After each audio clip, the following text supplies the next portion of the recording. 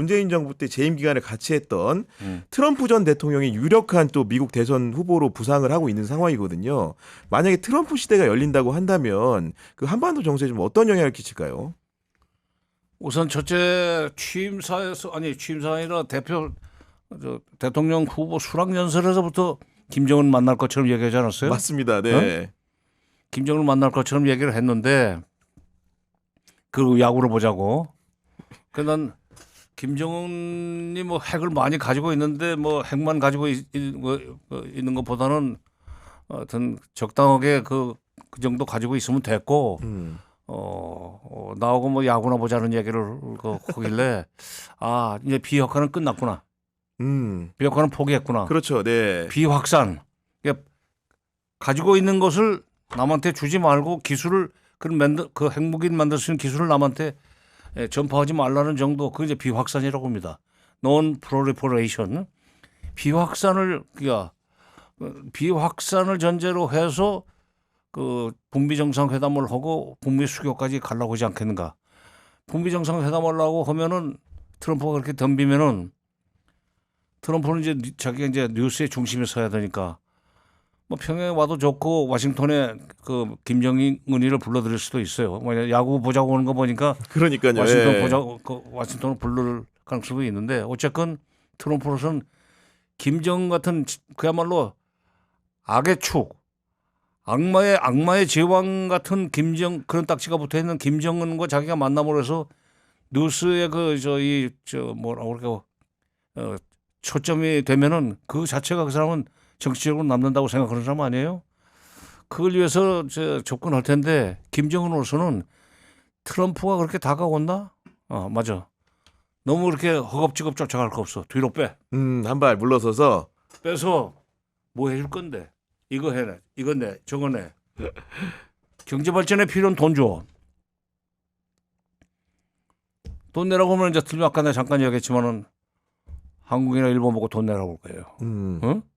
그때 원자력 발전소 때 했던 것처럼 영수증 청구하겠죠. 지금 우크라이나 전쟁하는데도 불구하고 우크라이나 전쟁 관련해서도 미국이 이렇게 돈을 이렇게 많이 안 쓰고 뭐 유럽이나 우리 보고 여기저기 손 벌리고 있죠. 네.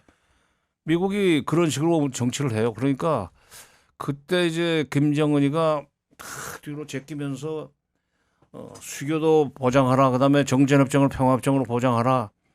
교체하는 걸 보장하라. 예를 들면 다시 말해서 2018년 6월 12일 날 싱가포르에서 약속했던 거 그대로 이행하라. 그러다 플러스 알파 돈 내.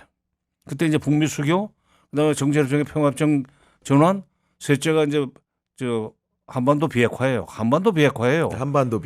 네. 한반도 비핵화는 북한도 핵을 포기하고 미국도 핵으로 북한을 위협하지 않는다는 건데 이제 이 비핵화는 물 건너갔고 비확산을 전제로 해서 수교와 평화협정 달라고 할 텐데 플러스 알파로 지금 돈 내놓으라고 할 거라고 북한은. 왜냐하면 지금 경제적으로 어렵단 말이에요. 그다음에 유엔 대북 제재 때문에 사실 경제가 굉장히 어려워졌어요. 이것을 유엔 대북 제재 풀뿐만 아니라 미국 주도하면 되는 거니까 돈 달라. 우리가 지금 2024년부터 금년 1월 24일 날 김정은이가 앞으로 10년 동안 매년 해마다 20개씩 지방에다 공장을 세워가지고 10년 후에는 200개 공장을 만들자. 그게 새마을 공장 개념입니다. 우리 70년대 했던. 요즘 그리고 뭐 주택 개량 사업 많이 하는데 그 새마을 때 주택 개량 했었어. 지금 걔들은 지금 50년 후에 그거 하는 거야. 그렇네요. 그런데 자원 돈이 필요하다.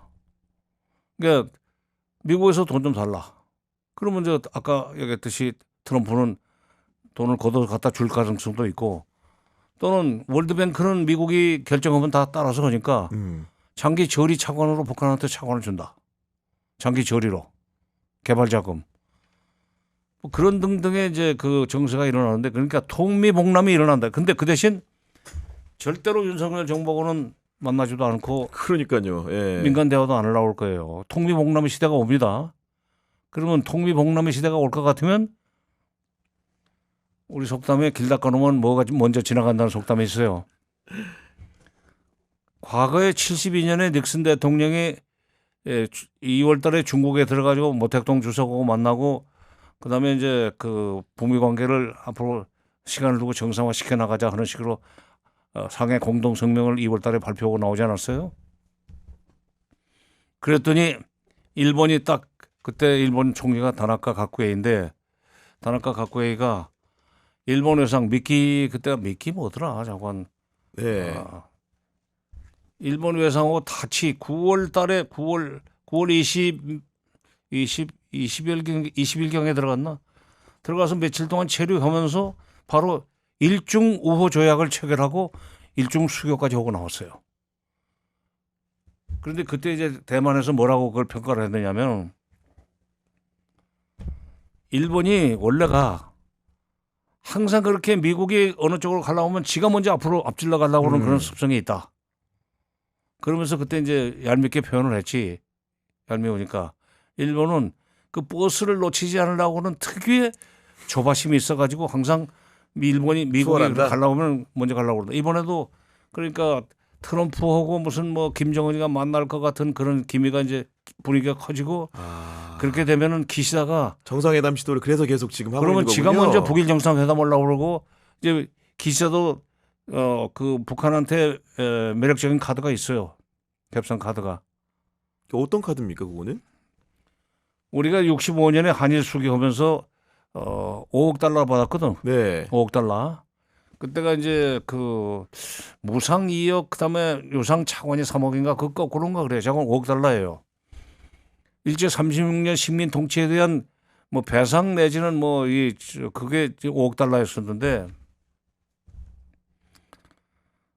2002년 8월 달에 고이즈미 그 총리가 평양에 갔을 때 북한에서 김정일이 그때 살아있을 때입니다. 김정일이 고이즈미 총리를 만나가지고 고이즈미 총리도 북일 관계 개선을 목적으로 갔었어요. 해줄 수 있다. 북일 관계 개선할 수 있는데 뭐 수교도 하자면 할 수 있는데 그러려면 일제 36년에 대한 식민 통치 그 사과하는 뜻으로 돈을 내라. 그래서 300억 대가를 달러를 지불해라. 불렀대요. 네. 300억 달러를. 그러자 일본에서는 너희는 남쪽 그러니까 그때 남쪽에 준 돈이 5억 달러고 그것이 지금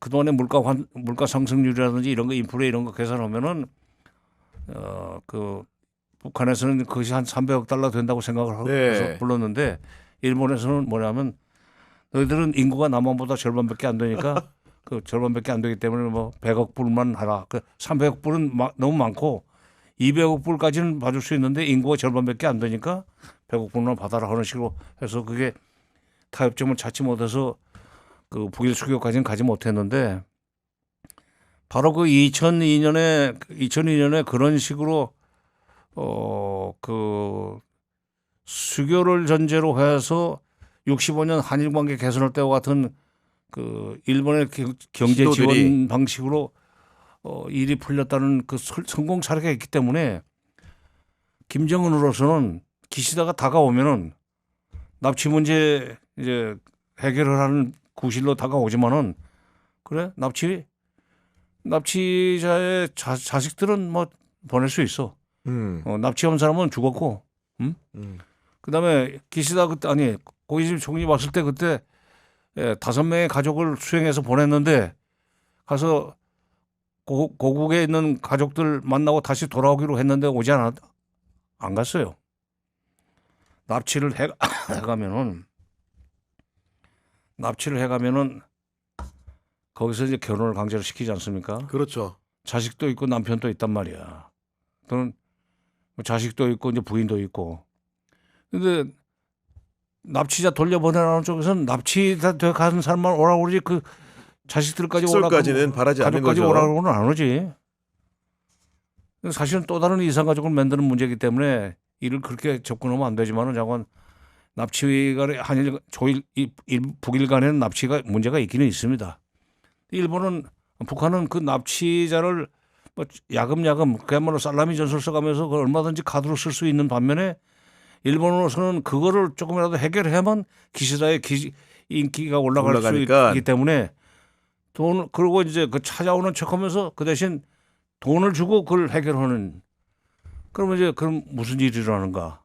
일본과는 북한이 대화를 하는데 남한과는 관계가 막히는 통일봉남이 온다 이거야. 그러니까 야. 통미봉남이 먼저 올지 통일봉남이 먼저 올지 순서의 모르겠는데 이고 일단 미국이 그런 식으로 트럼프가 집권해가지고 그런 식으로 가려고 하면은 기시다가 금년 가을에 어떻게 될지 모르지만 어쨌건 자민당은 계속 갈 텐데 일본은 그보다 앞질러 가려고 할 거고 그러면 통일봉남과 통미봉남이 막 뒤죽박죽 그 경쟁을 하는 와중에 한국의 윤석열 정부는 정말로 그냥 뭐 닥쳤던 개 지붕 쳐다보는 그런 격으로 될 수밖에 없이 됐어요. 지금 그동안에 너무 북한을 압박하고 네. 몰아세워가지고 상정을 안 나오잖아요 지금.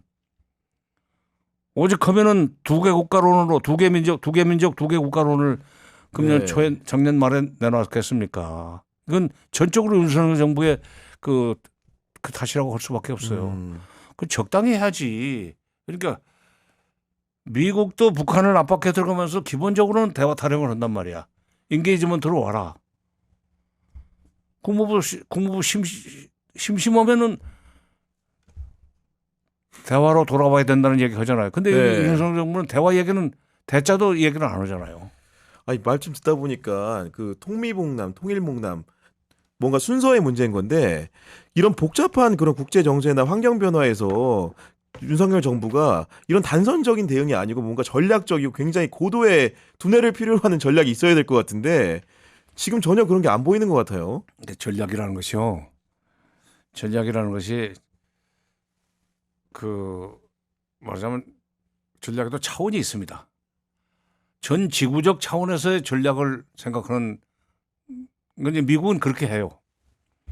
일본만 해도 좀 동아시아 쪽에 아시아 전략을 수립하면서 아시아 전체의 움직임을 보고 그다음에 뭐 유럽 쪽의 움직임도 봐가면서 그 전략을 세워요.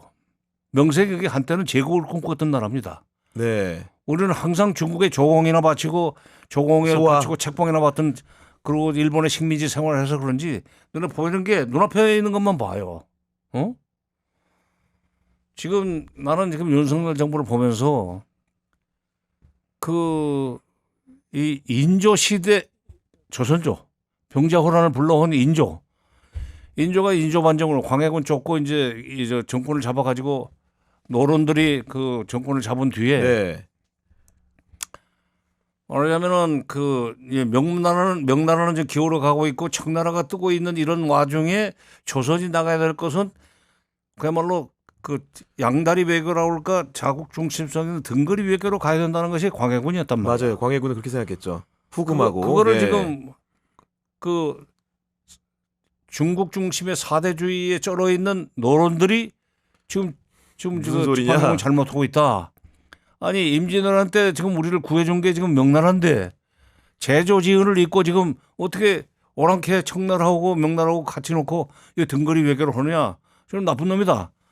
몰아내자 해서 몰아냈단 말이야. 노론 중심에 이제 이 정권이 들어서면서 인조도 도리 없이 명나라 중심으로 갈 수밖에 없었어요. 근데 명나라 중심으로 간다고 하지만 실은 청나라 그야말로 우길승천하고 있었거든 그때. 그걸 의식하지 않고 명예담은 그 사대를 하는 바람에 결국은 나중에 처음에 쳐들어온 게 뭐야 무슨 병자호란. 네. 병자호란은 나중에 네. 굴욕적인 항복을 하고 1936년이고 그 전에 정미호란인가? 네. 아무튼 청나라의 침입으로. 네. 청나라 침입 29년인가 있었어요. 29년인가 쳐들어왔었는데 그때 이미 청나라는 이제 만리장성만 넘으면은 되는 거고 명나라는 이미 지금 문드러지고 있었다고. 근데 그걸 모르고 도와준 그 은혜를 잊어서는 안 된다 해가지고 명나라만 숨기다가 결국 나중에 명나라를 이제 맞아 치러 가기 전에 소위 명나라를 모시는 조선이 치러 들어가는 청나라의 뒤통수를 때릴까 봐서 먼저 이쪽을 토벌을 한 것이 병자호란이란 말이에요. 네. 그러니까 지금 삼전도 지금 잠시 석촌호수 옆에 가면은 그때 인조가 굴욕적인 항복을 했던 장소가 지금 삼전도 그 장소에 그 삼전도비가 세워져 있는데 지금 내가 그때 얘기 꺼낸 것은 지금 솔직한 얘기로 미국의 힘은 기울고 있습니다. 라틴어로 말해서 팍스 아메리카노는 지금 사실은 1919년 1차 대전이 끝나고 나서부터 영국이 대신 미국이 세계를 좌지우지했고 네. 그러다가 2차 세계대전 끝나고 나서 잠시 소련하고 미국이 소위 그 슈퍼파워로서 그 미소 양대 파워가 국제 정치를 좌지우지했지만은 90년에 소련이 마저 멸망을 하면서 90년 이후에 그야말로 원리원 슈퍼파워가 지금 미국이란 말이야. 그러면서 1919년부터 미국 중심의 국제 질서가 90년부터는 1990년부터는 완전히 미국이 좌지우지하는 그런 시대가 있었는데 거기 한 30년이 지나니까 그 사이에 중국이 치고 올라왔단 말이야. 2010년에 그러니까 78년 연말에 개방 개혁을 시작한 중국이 한 1, 2년 만에 20여 년 만에 30년 만에 중국이 2010년에 연말에 IMF 그 추계로 중국의 GDP가 미국 다음으로 됐습니다. 네. 중국이 G2가 된 거예요. 일본을 제치고. 일본을 제치고 그러니까 미국, 일본, 독일, 뭐 영국, 뭐 프랑스 이렇게 했었는데 중국이 척척 하더니 2010년에 G2가 돼버리면서 일본이 G3, 독일이 G4, 영국은 G5로 떨어졌는데 그러면서 그런데도 미국은 2010년 때까지만 해도 중국이 지까지 게 올라오면 어디까지 올라오게 되는가 방심을 했어요. 왜냐하면 그때만 해도 중국의 GDP 총액이 미국 GDP 총액의 한 30% 정도밖에 안 됐을 거예요. 네. 그러니까 뭐 우리를 납치려면 날이 멀었다고 방심을 하고 있었는데 그런데 이제 오히려 키신저 같은 사람이 2010년에 쓴 책에서 온 차이나라는 책에서 경고를 했어요. 지금 미국은 디크라이닝 간추리가 돼가고 있다. 키신저가 한 말입니다. 헨리 키신저가. 중국은 라이징 간추리다. 근데 중국을 앞으로 찍어 누르려고 하지 마라. 중국과 미국이 공존할 수 있는 방향으로 외교를 해야 된다는 경고를 했는데도 불구하고 그 당시에 오바마 정부 때일 겁니다 아마. 오바마 방심을 하더라고. 그러더니 2013년에 비로소 아시아로의 귀환, 리턴 투 에이시아 그런 정책이 나와요. 그때까지는 중동에 몰두해 있었어요. 중동하고 유럽 쪽에다가. 중국이 그렇게 떠오르면서 미국이 지금 아시아 쪽으로 좀 네. 다시 신경을 쏟기 시작했는데 그 자체가 뭐냐. 미국은 기울고 있고 아시아에서도 지금 중국한테 지금 어떻게 중국이 버거운 상태가 됐어요. 그러면은 미국이 팍스 아메리카가 지고 있고 팍스 시니까 중국 중심의 국제 질서가 솟아오르려고 하는 이런 와중에는 마치 명나라는 지금 지고 있고 청나라가 부상했던 것처럼 그런 상황에서 외교를 어떻게 했던가. 광해군이 지금 뭐 나쁜 임금으로 돼 있지만 사실은 외교는 잘한 거예요. 한반도 같은 지정학적 위치에서는 주변에 큰 나라가 있을 때 그 등거리 외교를 하는 것이 기본입니다. EJ하고 네. 원교 근거하고. 근데 그걸 몰라 지금. 그러니까 지금 미국이 지금 저렇게 중국 하나도 감당을 못 해가지고 무슨 일본 뭐 쿼드 그 정도 같으면 미국 혼자 할 수 있는 건데 뭐 미국, 일본 그다음에 또 뭐 인도 뭐 한국은 처음에 끼어지지도 않았어요. 무슨 뭐 베트남 뭐 이런 식으로 해가지고 중국 주변에 있는 국가들을 포위하는. 가지고 네. 중국을 포위해 들어가자. 과거에 혼자 하던 것을 내달하는데 인도가 빠져나가니까 이제 호주 이런 걸 끼워 넣었지. 너 저 멀리 있는 뉴질랜드까지 미국말 잘 들으니까. 이렇게 미국이 커더니 인도 태평양 전략이라는 그것도 아베 아이디어예요. 아, 그렇군요. 아베가 중국 제대로 놔두면 안 되는데 미국이 대장이 돼가지고 우리가 그 부장 노릇을 할 테니까 아시아에 있는 미국의 동맹국들을 같이 스크럼을 짜고 중국을 압박해 들어가가지고 더 이상 저것들이 크지 못하게 만들고 갖가지 방법으로 괴롭혀서 군사력이 더 이상 크지 못하도록 하고 경제력을 크지 못하도록 해서 그들이 서태평양으로 나오지 못하도록 해야 일본이 살 수 있고 미국이 살 수 있다. 거기에 이제 그 아이디어를 냈는데 그게 그때 트럼프가 좋아. 이거다. 인도 태평양 개념이라고 했는데 그걸 전략으로 만든 게 트럼프란 말이에요. 그걸 그대로 전수받은 게 바이든이에요. 바로 그러니까 일본이 나서고 미국이 나서가지고 중국을 에워싸는데 미국 혼자 힘으로 못하고 동맹끼리 그걸 에워싸고 그걸 압박을 해야 될 정도로 지금 미국 힘이 딸리고 있다는 반증 아니에요.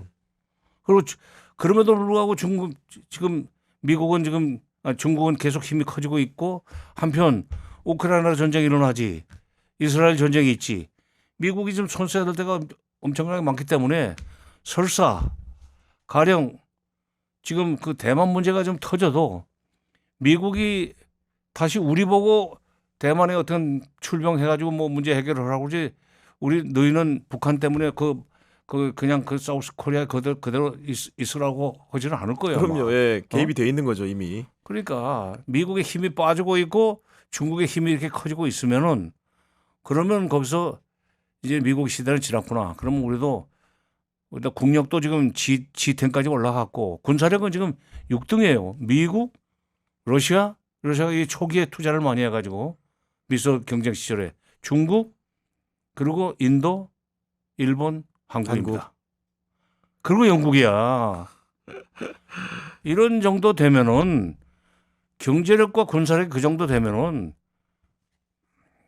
이제 탁 하면서 그러니까 초등학생이 무조건 부모 말만 듣던 수밖에 없었던 시절이 지나고 나면은 이제 중학생이 되고 대학생이 되고 나면은 그리고 뭐 졸업을 해서 취직을 하면은 부모는 무엇이 돼? 지가 다 알아서 집안일도 정리하고 그러지 않습니까? 해결하고. 네.